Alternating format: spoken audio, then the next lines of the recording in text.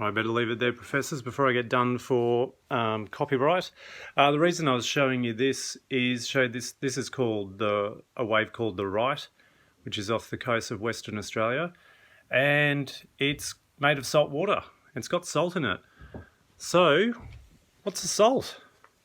Well, a salt is an ionic compound. What is an ionic compound?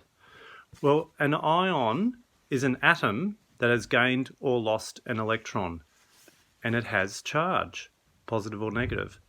So the ionic compound is where we have at least two or more together. So we have a positive metal cation. So if you remember, the cat is always positive. Cats have pores. And we have a negative non-metal anion, and they're attracted to each other because positive and negative charges attract each other. Now, probably the easiest example to show you of this is table salt, where we've got positive sodium and negative chloride, and they have an attractive force together, and that's table salt. Now, when looking at the three, and when we say these salts, we always say it in this order. So we say the metal first and then the non-metal second, so sodium chloride. We don't say chloride sodium. Now this term, we've looked at three reactions with acids. And these reactions are acids plus a base, an acid plus a metal, and an acid plus a metal carbonate. And when we did these reactions, one of the products was always a salt. And we got this from two parts. So we had the acid gave us the non-metal anion. Now, depending on what acid we used, it either gave us chloride ion, a sulfate ion, or a nitrate ion. And the base metal or the metal carbonate would give us the metal cation. So depending on what we use. If we have a look, let's have a look at hydrochloric acid. So now we want you to know that HCl is hydrochloric acid. When we used hydrochloric acid in these reactions, we would produce salts that were chloride salts. So let's have a look at an example here.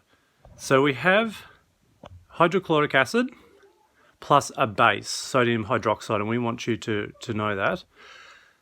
And as you might remember, when we have an acid and a base, we'll produce salt and water. So what happens is the metal part of the base, which is the sodium, joins up with the non-metal part, or the chloride ion, of hydrochloric acid. So it gives us table salt, sodium chloride. And the leftover bits give us water. So what I'd like you to do now is I'm going to show you a different reaction. So we've got hydrochloric acid with another base. This is calcium hydroxide. So I want you to pause the video and see if you can guess what salt is produced from this reaction. Welcome back. What did you get?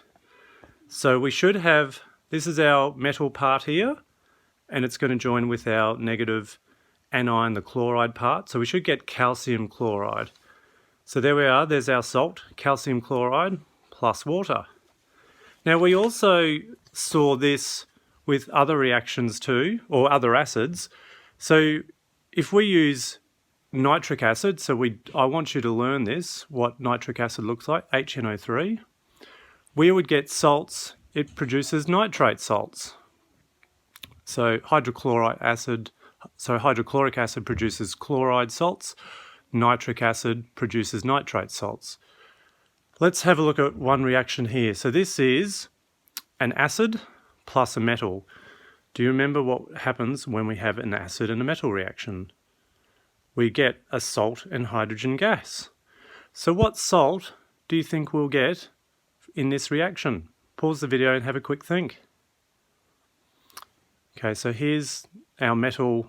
This will become our metal cation, magnesium, and it's the nitrate group, the NO3, that's going to be our anion, our non-metal anion group. So here we go, magnesium nitrate. Now I won't expect you to be able to work out the chemical equation for the salt, but we do want you to know the name. So to be able to predict that that's going to be magnesium nitrate when you're given a reaction with nitric acid and magnesium. And being a acid and metal reaction, we'll get hydrogen gas produced as well. Now we've got one other acid to talk about, good old sulfuric acid. So when we use sulfuric acid, what sort of salts do you reckon we'll get? Sulfate salts, there we go. And I've got two reactions here. We've got a reaction with a metal and a reaction with a metal carbonate. So here's our reaction with a metal. We've got sulfuric acid plus copper. So pause the video and see if you can predict what salt is going to be produced with sulfuric acid and copper. Welcome back. Let's have a look over here. So we'll go over here. We've got copper sulfate. So that's our positive metal cation, and the SO4, the sulfate, is our negative anion and gives us copper sulfate here. And because it's an acid and a metal, we're going to get the salt and hydrogen gas. Now let's have a look at an acid and metal carbonate reaction. Now you might remember that when we have an acid and a metal carbonate, we'll get a salt and we'll get water and carbon dioxide. So let's see if we can predict the salt. Pause the video and see if you can work out what salt will be produced from when sulfuric acid is added to calcium carbonate. Welcome back. What do we have here? Let's look. We have calcium sulfate. So the calcium, which is the metal part of the metal carbonate, which will be positive cation, is going to combine with the negative anion sulfate group, SO4, to give us calcium sulfate. And then, of course, we have water and carbon dioxide. I hope that helps. Make sure you click the link below for merchandise and don't forget to subscribe.